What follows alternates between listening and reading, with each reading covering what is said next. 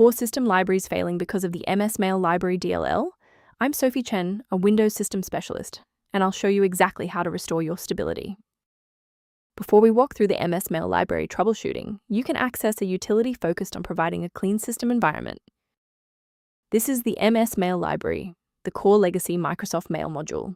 It houses localized MAPI, messaging API routines required for legacy 32-bit applications to send or receive simple email data, essential for maintaining compatibility with 1990s-era database reporting tools.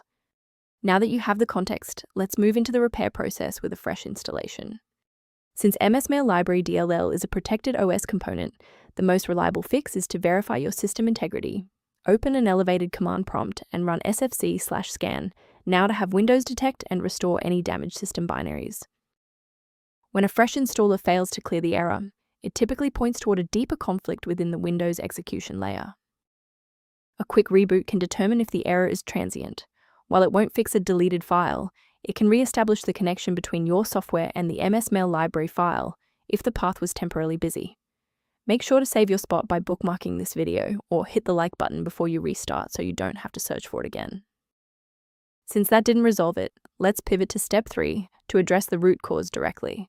If you need to pause the video to get your workspace ready, take your time. If the restart didn't fix the library error, we need to manually repair the specific C++ redistributable package. First, go to Control Panel, then select Programs and Features. Second, find every Microsoft Visual C++ redistributable, 2005 through 2022. Third, right-click each and select Change, then select Repair. If that fails, download the latest all-in-one VC++ redistributable package from Microsoft's website. Please note that for DLL files with numbers, the number tells you which version to repair.